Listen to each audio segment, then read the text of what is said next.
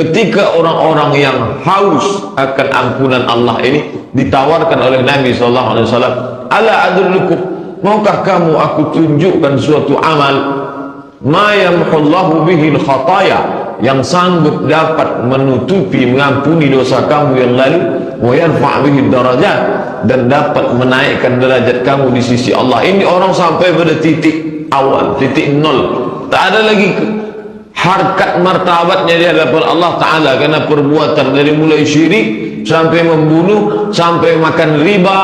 Riba memang sudah pekerjaan mereka, membunuh memang sudah profesi mereka, melakukan perbuatan zina, minum khamar, sampai-sampai ketika turun ayat pengharaman khamar, penuh parit-parit kota Makkah dan Madinah, karena ketika itu mereka menumpahkan cairan anggur, cairan kurma, dan cairan kismis yang menjadi minuman mereka, minuman favorit orang Arab.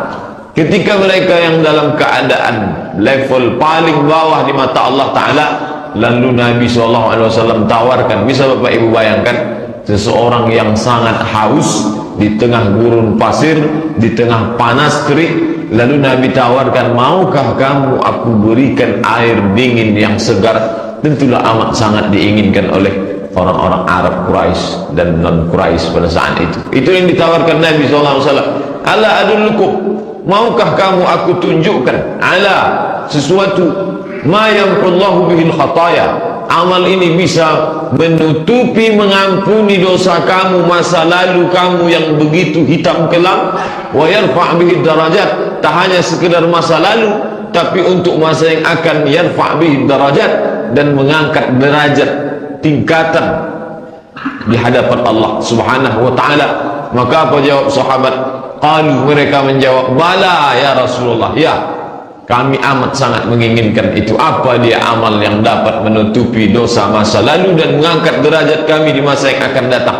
Bala ya Rasulullah, kami ingin mendengarkan itu. Apa dia ya Rasulullah? Maka Rasulullah pun menyebutkan beberapa amal. Dalam hadis ini ada 3 amal yang disebutkan Nabi SAW. Inilah yang akan kita kaji insyaAllah beberapa menit ke depan. Yang pertama kata Nabi SAW, isbaghul wudu alal makarih. Isbagh, menyempurnakan. Isbagh, makna kata isbagh, isbaghul wudu alal makarih, menyempurnakan wudu. Kapan wudu itu disempurnakan? Alal makarih, pada saat-saat tak menyenangkan. Makarih, kita selalu menyebut makruh, bentuk jamaknya makarih, sesuatu yang tak menyenangkan. Kapan itu? Pada saat kondisi musim dingin yang sangat dingin. Ketika dingin orang takut menyentuh air. Kalau sudah sampai dalam musim dingin, li'ila fi Quraisy, perjalanan orang Quraisy, ila fihim rihlatash syita was-saif. Syita itu musim dingin, saif itu musim panas.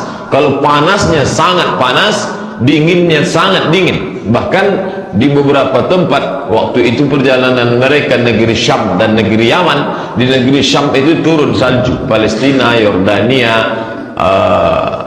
Lebanon, Suriah, itu turun salju. Ketika turun salju musim dingin, maka wudhu tak sempurna karena air dingin. Ini yang disebutkan Nabi SAW, isbaghul wudhu, wudhu tetap sempurna alal makarih, pada saat kondisi yang tidak menyenangkan.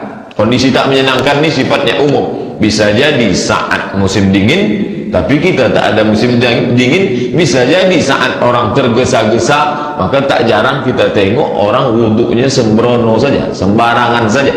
Banyak anggota wudhu yang tak terkena air, tapi karena mau cepat-cepat tak lagi memperdulikan. Yang ini diajarkan Nabi SAW. Yang pertama adalah isbaghul wudu, menyempurnakan wudu alal makarih, dalam saat-saat kondisi yang tidak menyenangkan. Contohnya pada zaman Nabi adalah musim dingin yang membuat orang takut menyentuh air sehingga wudunya tak sempurna. Apa makna wudu ini?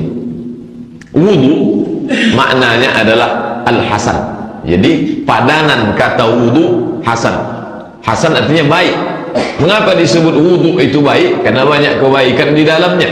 Makna lain dari kata wudu adalah an-nazafah. nazafah artinya kebersihan, karena di dalamnya terkandung kebersihan. Jadi makna wudu adalah al-hasan, baik, nazafah, kebersihan. Kalau dibaca dengan dhammah wudu, dua itu maknanya. Tapi kalau dibaca dengan baris fathah, wawnya baris fathah, wudu artinya air yang dipakai untuk berwudu. Oleh sebab itu ada istilah kita mengambil air sembahyang. Ini masuk unsur agama lain di dalamnya, menyembah sang hyang, agama nenek moyang sebelum. Tapi ketika Islam datang, maka makna air yang dipakai untuk berwudu itu disebut dengan wudu. Wudu dan wudu. Bapak dan Ibu hadirin yang dimuliakan Allah Subhanahu wa taala, di dalam wudu mengapa disebut di dalamnya ada nazafah, kebersihan? Di dalamnya tak hanya kebersihan zahir, tapi juga kebersihan batin. Kalau tentang salat, ayatnya umum saja. Wa aqimus shalah, dirikanlah salat. Tak ada disebutkan ada rakaat pertama, rakaat kedua, ada sujud, ada tasyahud, ada i'tidal, tak ada. Tapi khusus masalah wudu itu disebutkan lengkap urutannya di dalam Al-Quran, tepatnya surat Al-Maidah ayat ke-6. Ya ayyuhalladzina amanu, ya orang beriman, idza qumtum ila shalah, kalau kamu mau melaksanakan salat, fagsilu wujuhakum, basuh wajah, wa aydiyakum ilal marafiq, tangan sampai ke siku, jelas batasannya disebutkan sampai siku. Wamsahu bi ru'usikum, usap kepala, kepala tak dibasuh tapi diusap. Penggunaan kata untuk wajah fagsilu, untuk kepala wamsahu, ada yang diusap, ada yang dibasuh. Kaki, wa arjulakum ilal ka'bain, basuhlah kaki sampai ke mata kaki. Jadi jelas betul dalam ayat Al-Quran. Adapun penjelasannya, karena Al-Quran ini diturunkan Allah Ta'ala, penjelasannya lewat lisan Nabi Muhammad SAW. Kata Allah, wa anzalna ilaika dzikra, kami turunkan Al-Quran ini kepadamu ya Muhammad, litubayyina linnas, supaya engkau jelaskan kepada manusia. Wuduknya sudah jelas, wajah, tangan, kepala, kaki. Bagaimana detailnya? Maka dijelaskan Nabi SAW. Hadis yang menjelaskan tentang tata cara wudhu ini diriwayatkan oleh Utsman ibn Affan. Dijelaskan oleh Utsman bagaimana wudhu Nabi SAW. Maka Utsman minta bawakan air satu bejana, lalu kemudian beliau membasuh kedua tapak tangannya, tangannya dia basuh. Setelah itu dia masukkan fa'adkhala yaminahu, dia masukkan tangan kanannya, lalu dia tak langsung membasuh wajah seperti yang ada dalam ayat Al-Quran, tapi dia dului dengan fatamat madha wastansyaqa. Tamat madha berkumur-kumur, wastansyaqa istinsyaq, memasukkan air ke dalam hidung. Kemudian setelah itu beliau membasuh wajah, kemudian membasuh tangan sampai ke siku, kemudian membasuh kepala, kemudian mengusap kepala, kemudian membasuh kaki. Di akhir hadis kata Utsman bin Affan, man tawadda'a wudu'i hadza, siapa yang berwudu semacam seperti wuduku ini, wala yuhaddis biha wala yuhaddis nafsahu, tidak setelah antara wudu dengan salat itu dia tidak ada bercerita apa-apa dan tidak ada terlintas apa-apa di hatinya. Tapi makna terlintas di sini menurut ulama terlintas urusan duniawi. Kalau urusan yang akhirat, masalah akhirat, bagaimana nanti di alam barzakh meniti siratal mustaqim, apakah solat ini nanti khusyuk atau tidak, itu tak masalah. Tak terlintas urusan dunia, maka kata Utsman ibn Affan, ghufira lahu ma taqaddama min dzambi, maka insyaallah Allah akan ampuni dosanya yang lalu. Ini jelas hadis tentang masalah wudu.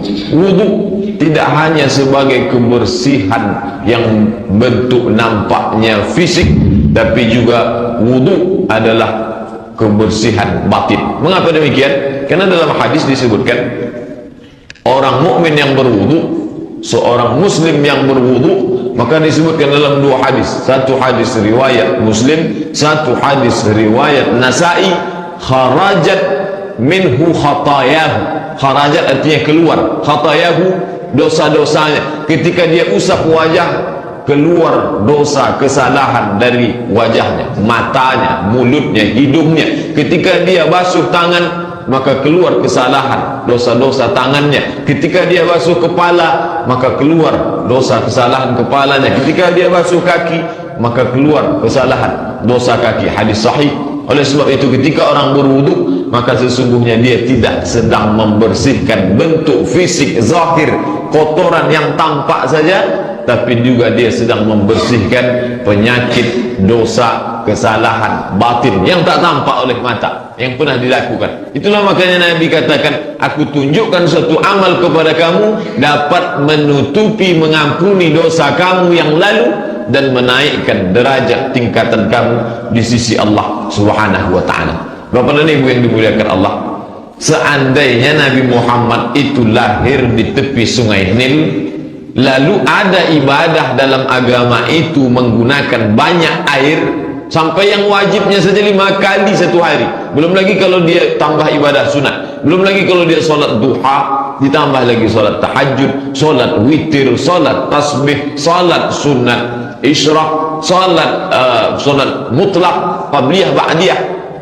Ini membutuhkan amat sangat banyak air. Seandainya Nabi yang membawa Islam ini lahir di pinggir sungai Nil, kita tak berasa begitu heran. Tapi Nabi Muhammad SAW lahir di tanah suci Makkah, kemudian pindah ke Madinah, ke tempat yang sulit mendapatkan air. Orang yang paling kaya sama Nabi itu adalah orang yang punya sumur, karena air waktu itu dijual mahal. Bahkan sampai sekarang pun di Arab Saudi air lebih mahal daripada bensin.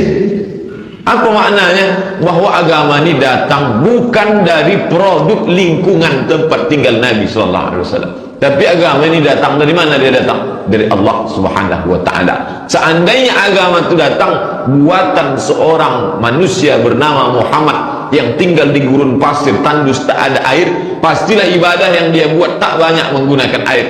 Tapi mengapa ibadah ini justru menggunakan air? Dari mulai wudunya sampai taharah bersucinya sampai mandinya menggunakan air, menunjukkan bahwa agama ini datang dari Allah Subhanahu wa ta'ala. Bapak dan Ibu hadirin yang dimuliakan Allah, umat yang paling bersih di dunia ini adalah umat Islam. Mengapa? Wajibnya saja dia membasuh telapak tangan, kedua tangannya itu 5 kali sehari, di samping wudu-wudu sunat untuk yang lain. Apalagi kalau dia memang melazimkan diri untuk selalu dalam keadaan suci, maka dia akan selalu berwudu. Umat paling bersih itu adalah orang Islam menurut ibadah yang disyariatkan oleh Nabi Muhammad SAW. Tapi karena orang Islam ni kadang lebih percaya kepada orang lain daripada Nabi Muhammad SAW, lebih percaya kepada tuntunan yang lain, ajakan yang lain daripada ajakan Nabi Muhammad SAW. Kalau mengikuti tuntunan yang lain, muncul bangganya, muncul bangkit rasa, oh ini sudah ikut yang benar. Padahal Nabi SAW 14 abad yang silam Nabi sudah mengajarkan orang Islam wajib membasuh tangan, wajah, kepala, kaki. Itu sudah 14 abad yang lalu. Baru sekaranglah diproklamirkan di dunia ini hari membasuh tangan sedunia, 15 Oktober. Lalu orang Islam pun ikut-ikut latah pula lah, ikut membasuh tangan. Sesudah 15 abad diajarkan Nabi membasuh wajah, tangan, kepala, telinga, kaki. Barulah 15 abad setelah itu barulah orang tahu ada ternyata namanya kalau membersihkan tangan itu membebaskan dari kuman dan lain sebagainya. Padahal itu sudah diajarkan Nabi. Itu sekarang, mungkin 100 tahun akan datang dibuat pula lagi nanti hari mandi sedunia, baru tahu orang kalau mandi itu membersihkan diri. Orang kita ini lebih percaya kepada yang datang, asal datang dari barat. Apa yang buat itu kesepakatan organisasi bahan air dunia. Mereka yang membuat ini hari mencuci tangan sedunia. Anak-anak umat Islam pun diajaklah, mari ini tengok ini cara mencuci tangan. Nabi Muhammad SAW sudah menunjukkan, bukan saja tangan, semua ditunjukkan. Apakah ini dapat dibuktikan dengan kebenaran sains zaman sekarang? Ditelitilah oleh seorang dokter perempuan dari Universitas Ain Shams Kairo, bernama Dr. Majidah Amir. Menurut penelitian beliau, cara yang paling efektif untuk membuat diri nyaman, merasa fresh adalah wudu. Jadi ketika seorang baru dalam keadaan psikologis yang suntuk, sempit, banyak masalah, kemudian fisiknya lemah dan lain sebagainya, menurut penelitian beliau, jadi bukan hanya sekedar ungkapan atau ucapan apologi, pembelaan seorang terhadap agamanya, tapi berdasarkan penelitian, cara yang paling efektif, apapun namanya, perlu di refresh. Komputer yang kita pakai beberapa jam itu perlu di refresh. Bagaimana refresh manusia, menyegarkan kembalinya bagaimana? Itu dengan wudhu. Bagaimana kalau dia basuh muka saja? Ada seorang yang non muslim, lelah dia bekerja, lalu dia pergi ke wastafel, lalu dia basuh tangannya, dia basuh muka. Itu hanya fisiknya saja. Tapi ketika seorang muslim berwudhu, maka fisik dan psikis, itu yang tak dapat. Mungkin orang yang basuh tangan, wajah 50% dia dapat, dia akan segar kembali. Dia basuh wajahnya seperti di iklan-iklan orang membasuh wajah, membasuh tangan, 50% dia dapat. Tapi ada satu yang tak dapat. Apa itu? Psikologis. Orang yang muslim ketika dia berwudu, dia tidak hanya sedang membersihkan fisiknya, saat itu tangannya bersih, kepalanya bersih, wajahnya bersih, kakinya bersih, tapi ada unsur lain. Apa? Ketika dia berwudu, kharajat minhu khatayahu, keluar semua kesalahannya. Ketika dia selesai berwudu itu, maka saat itu secara psikologis dia sedang membersihkan dirinya di hadapan Allah Ta'ala. Itulah yang tak ada, itulah yang tak didapat dalam hari cuci tangan sedunia itu. Bapak dan Ibu hadirin yang dimuliakan Allah Subhanahu wa Ta'ala, jadi orang Islam perlu tahu tentang agamanya supaya dia tidak dibodoh-bodohi orang lain, supaya dia tidak merasa yang lain itu lebih baik dari agamanya, membangkitkan kepercayaan, keyakinan diri tentang apa yang ada pada diri kita, bahwa ini datang dari Allah Subhanahu wa Ta'ala, dibawa oleh seorang manusia yang dipilih Allah bernama Muhammad sallallahu alaihi wasallam. Karena wudhu tidak hanya fisik, tapi dia psikis, batin. Makanya kata Nabi SAW dalam riwayat hadis Sunan Abi Daud, "Idza ghadiba ahadukum falyatawadda." Kalau kamu marah, maka hendaklah dia berwudhu. Apa hubungan wudhu dengan marah? Secara zahir tak ada nampak. Marah itu kan di dalam, batin. Mengapa disuruh berwudhu dengan air membasuh wajah? Karena ada hubungan psikologis. Saat orang marah, maka sesungguhnya itu percikan dari api neraka. Al-ghadabu minasyaitan. Marah itu dibangkitkan oleh syaitan, lalu dipadamkan dengan wudhu. Saat berwudhu orang mendekatkan diri kepada Allah Ta'ala. Ketika dia mulai berniat berwudhu, dia mulai dekat kepada Allah. Orang yang dekat kepada Allah jauh dari syaitan. Saat dia usap wajahnya, dia basuh wajahnya, dia basuh tangannya, saat itu dia sedang membersihkan dirinya, fisiknya, tapi juga dia sedang membersihkan batinnya kepada Allah Subhanahu wa Ta'ala. Jadi Bapak dan Ibu hadirin yang dimuliakan Allah, kalau kita tengok tuntunan salat khusyuk, dia tidak hanya diawali dari takbiratul ihram, tapi dari mulai wudhunya dia sudah dibimbing untuk merasakan kedekatan dengan Allah Ta'ala. Dia basuh wajahnya dari mulai kumur-kumur, dia bersihkan lidahnya, mulutnya dari semua yang zahir maupun yang batin. Dia basuh wajahnya, dia basuh tangannya, kepalanya dan isi yang ada di dalam kepalanya, kemudian kakinya. Setelah dia bersih, barulah dia mendekatkan diri menghadap kepada Allah Subhanahu wa Ta'ala. Jadi yang pertama adalah kata Nabi, isbaghul wudu, membersihkan, menyempurnakan wudu alal makarih, dalam kondisi-kondisi yang tak menyenangkan. Makarih artinya tak menyenangkan.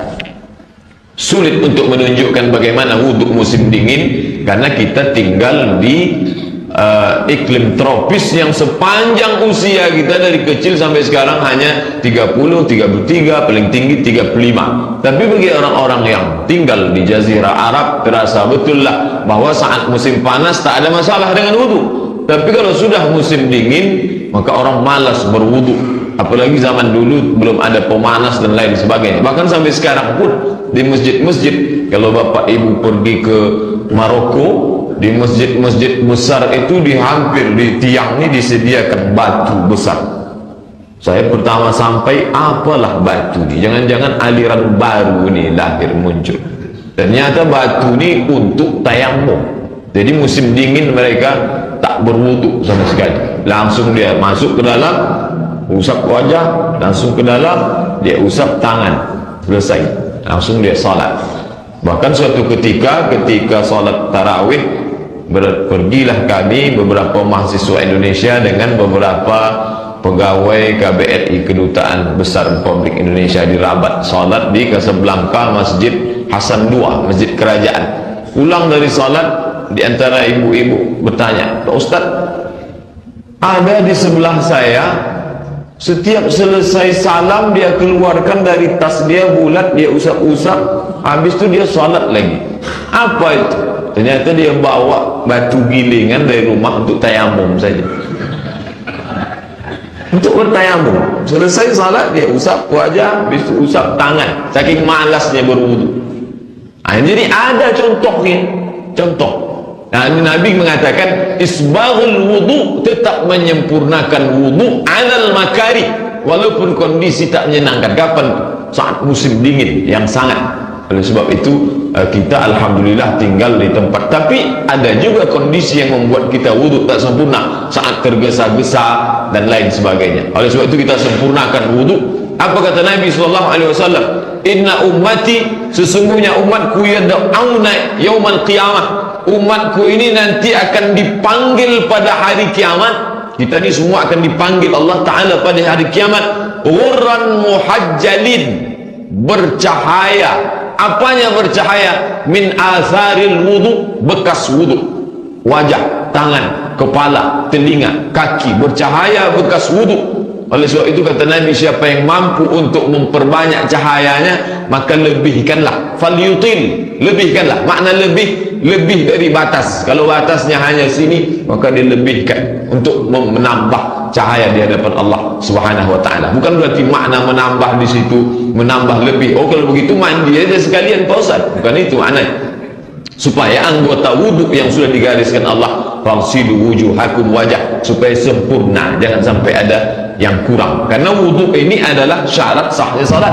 Andai wudhu tak sempurna, maka batallah salat. Dalam hadis dijelaskan, la salata, tidak sah salat bagi orang yang berhadas malam yatawadda, sebelum dia berwudu. Oleh sebab itu wudu tak hanya sebagai ritual. Mari kita fahami makna wudu. Wudu kebersihan fisik, wudu untuk menghilangkan, meredam amarah, wudu untuk sebagai sarana membersihkan diri batin kepada Allah Ta'ala. Wudu juga mendidik manusia menjadi orang yang selalu segar, menjaga kebersihan, menjaga kesucian hati dengan cara berwudu. Ini yang pertama kata Nabi. Mau menutupi masa lalu, ingin naik derajat di masa akan datang, isbaghul wudu, sempurnakan wudu alal makarih, pada kondisi-kondisi tak menyenangkan. Yang kedua, wa kasratul khuta ilal masajid, kasratul khuta ilal masajid, memperbanyak langkah ke masjid. Menurut para ulama, makna memperbanyak langkah ini ada dua kemungkinan. Yang pertama, rumahnya jauh sehingga langkahnya banyak. Yang kedua, bukan maknanya rumahnya jauh, selalu bolak-balik ke masjid dalam rangka melaksanakan salat berjamaah. Itu makna memperbanyak langkah ke masjid. Bagaimana praktiknya dalam kehidupan Nabi SAW? Mengapa disebutkan banyak langkah, padahal saat itu mereka sudah punya kendaraan?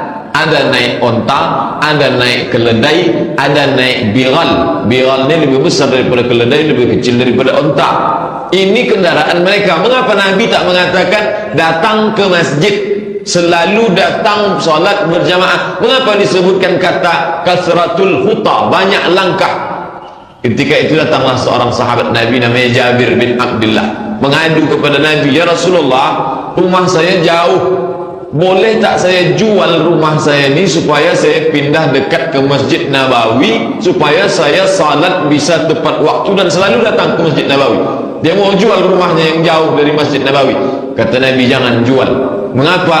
Inna likulli khutwatin, setiap langkahmu itu adalah menjadi naik derajatmu di hadapan Allah Subhanahu wa taala. Oleh sebab itu langkah-langkah menjadi saksi yang akan menjadi saksi kita di hadapan Allah Subhanahu wa taala. Ketika Allah mengatakan al-yauma nakhtimu ala afwahihim, pada saat itu mulut kami kunci, wa tukallimuna aydihim, tangan kami buat berbicara, wa tashhadu arjuluhum, kaki bersaksi. Apa yang dipersaksikan kaki? Salah satu persaksian kaki adalah kaki dibawa banyak melangkah salat berjamaah ke masjid. Bapak dan Ibu hadirin yang dimuliakan Allah Subhanahu wa taala, tak hanya Jabir bin Abdullah, bahkan lebih banyak daripada Jabir bin Abdullah, satu suku namanya suku Bani Salamah. Mereka pun ingin juga pindah ke dekat Masjid Nabawi. Kata Nabi, jangan, tetap kalian di tempat kampung Bani Salamah, tapi datang berjalan kaki salat berjamaah ke masjid. Untuk apa? Mengapa Nabi sebutkan jalan kaki? Saat itu mereka butuh kesiapan, kekuatan fisik untuk menghadapi musuh. Salah satu bentuk persiapan kekuatan fisik itu adalah dengan banyak berjalan. Tapi dasar manusia kaum muslim ini kadang lebih banyak percaya kepada yang bukan ajaran Nabi. Dulu orang tak mau banyak jalan kaki. Setelah diiklankan mesti berjalan 10.000 langkah sehari, baru mau jalan kaki. Baru banyak ke berjalan kaki untuk tak pula untuk solat berjamaah ke masjid. Sore-sore banyak ramai ke Masjid Agung, tapi lebih banyak di luar daripada yang di dalam, lebih banyak di bawah daripada yang di atas. Oleh sebab itu dalam Islam diajarkan tak hanya kekuatan batin, tak hanya kedekatan orang kepada Allah Ta'ala, tapi juga kekuatan fisik untuk menguatkan fisik dan menjadi nilai tambah di hadapan Allah Subhanahu wa taala. Maka disampaikan Nabi, wa kathratul khuta ilal masajid, memperbanyak langkah ke masjid. Tapi memahami banyak langkah ini ada dua pendapat. Makna kedua adalah maknanya selalu melazimkan diri untuk salat berjamaah ke masjid. Bapak dan Ibu hadirin yang dimuliakan Allah Subhanahu wa taala, manusia kaum muslimin dia terdiri dari zahir dan batin, yang tampak dan yang tak tampak, fisik dan psikis. Oleh sebab itu Islam tak hanya mementingkan psikisnya saja, hanya takwa, hanya iman, tidak, tapi fisiknya pun mesti kuat. Di antara membangun kekuatan diri adalah dengan banyak berjalan. Tapi tak hanya ditanamkan pada Nabi, tak mengatakan banyaklah kamu berjalan maka kamu akan sehat. Nabi tak katakan demikian. Kenapa? Unsur itu tanpa pun disebutkan Nabi, orang sudah tahu. Nabi tak perlu sebutkan sesuatu yang dapat ditangkap oleh akal manusia. Kecerdasan akal manusia bisa menangkap itu. Tugas Nabi tak menjelaskan itu. Nabi menjelaskan sesuatu yang tak bisa ditangkap oleh akal manusia. Mana dia? Bahwa kaki akan bersaksi di hadapan Allah. Itu sampai kapanpun, sehebat apapun dokter menelitinya, tak bisa dia temukan itu. Bahwa kaki akan menjadi saksi di hadapan Allah, bahwa langkah kaki akan menaikkan derajat di hadapan Allah, menghapuskan kesalahan, silap, dosa masa lalu, itu tak dapat ditangkap oleh akal. Mengapa Nabi tak menjelaskan yang bersifat medis, kesehatan dan lain sebagainya? Itu menjadi tanggung jawab kaum muslimin yang datang setelah zaman Nabi SAW. Tapi yang dijelaskan Nabi adalah yang butuh penjelasan hanya dapat dijelaskan oleh wahyu dari Allah Subhanahu wa taala. Makanya Nabi jelaskan, ini ada satu amal hai para sahabat, kalau kamu lakukan, dosa masa lalumu diampuni Allah, dan yang masa akan datang dinaikkan derajatmu di sisi Allah. Apa dia? Yang kedua, kasratul khuta ilal masajid, memperbanyak langkah ke masjid. Yang terakhir, yang ketiga, kata Nabi sallallahu alaihi wasallam, wantizarus salah ba'das salah. Intizar artinya menunggu salat setelah salat. Mengapa bunyinya disuruh menunggu salat? Memang orang yang mendapatkan ampunan Allah terhadap dosa masa lalu, ditinggikan derajat masa akan datang, dia menunggu salat. Beberapa menit menjelang azan dia sudah duduk di dalam masjid, berzikir, membaca Al-Quran, bertasbih, bertakbir, bertahlil, bersalawat, mengagungkan Allah Ta'ala, memuhasabah diri, menunggu salat. Apa yang terjadi pada kita sekarang? Zaman Nabi dulu mereka salat, salat yang dilakukan Nabi dan sahabat, salat itu juga yang kita lakukan sekarang. Apa bedanya?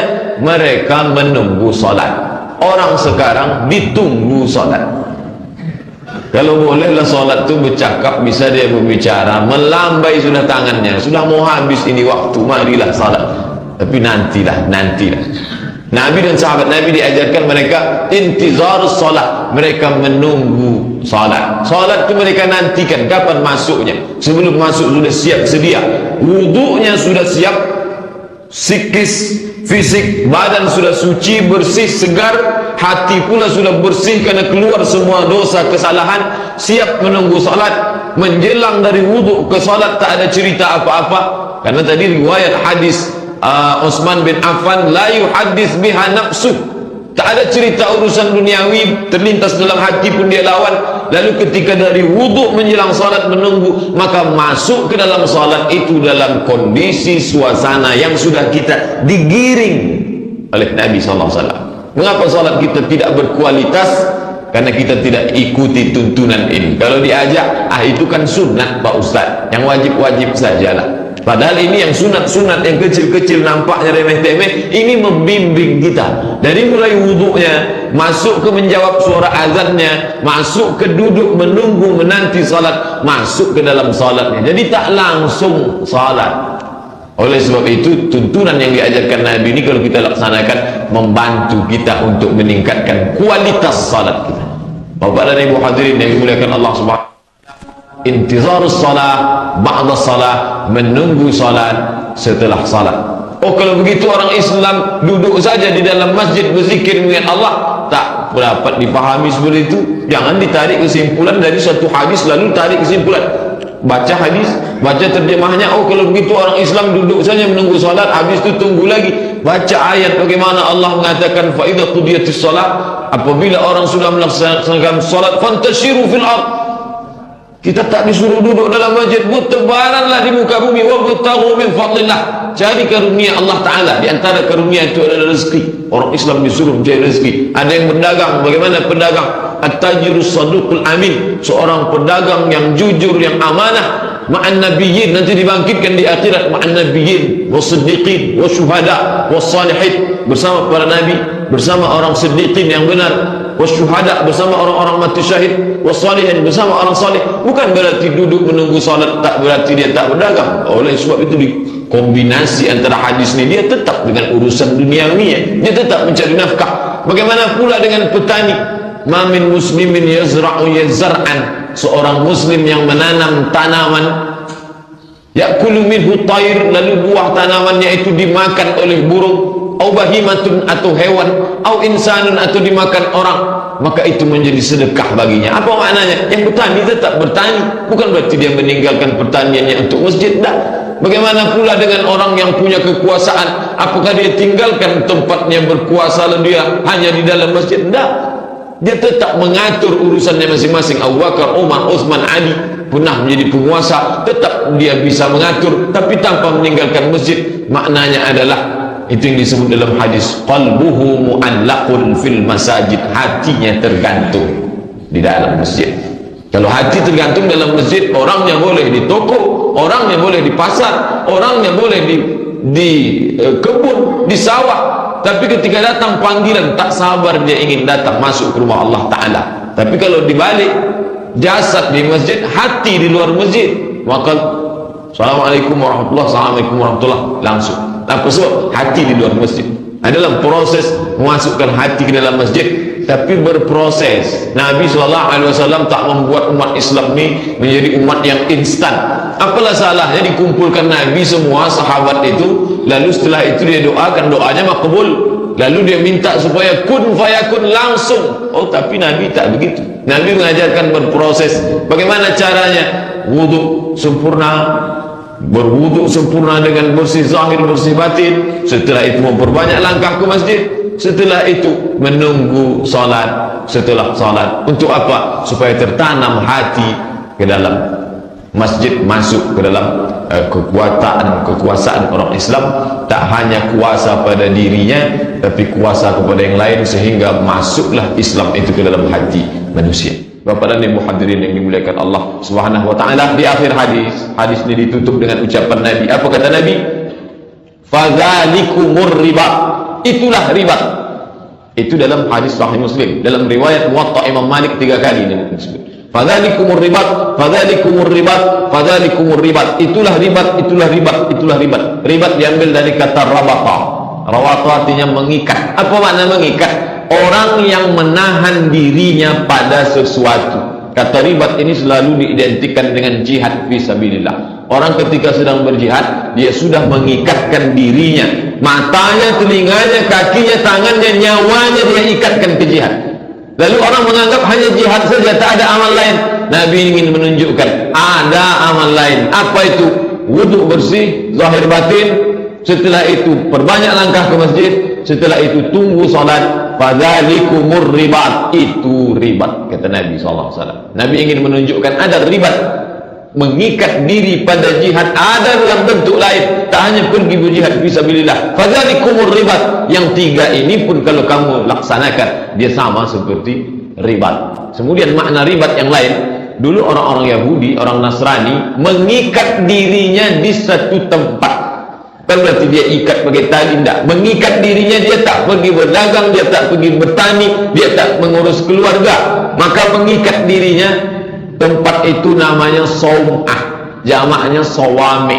Dibangunkan tempat khusus untuk beribadah saja di dalamnya. Itulah kalau kita baca tentang orang-orang saleh, tentang orang-orang saleh di kalangan Bani Israel yang tak menikah, tak berkeluarga, tak berdagang, tak bertani, tak ada urusan dunia, kerjanya beribadah saja, mengikat diri di situ. Kata Nabi, tidak, itu bukan ajaran Islam. La rahbaniyata fil Islam. Tidak ada kerahiban dalam Islam, tak ada kependetaan dalam Islam. Dalam Islam manusia melakukan semua aktivitasnya seperti yang dicontohkan Nabi SAW. Lalu kalau kita mau mengikatkan diri dalam satu ibadah, bagaimana? Wudhu sempurna, zahir dan batin, datang ke masjid memperbanyak langkah, tunggu salat, menjelang salat berikutnya. Fadzalikumur ribat. Maka kalau kamu bertanya tentang ribat, itulah makna ribat di dalam Islam, kata Nabi SAW. Bapak dan Ibu hadirin yang dimuliakan Allah Subhanahu wa taala, kalau 3 poin ini sudah kita laksanakan, maka hadis yang kita kaji subuh ini lebih menguatkan kita supaya kita istiqamah. Kalau belum, kita mulai perhatikan wudu kita, kita perhatikan gerak langkah kaki kita ke masjid, dan kemudian kita perhatikan pula sikap kita selama ini. Apakah kita sudah menunggu salat atau kita masih ditunggu oleh salat?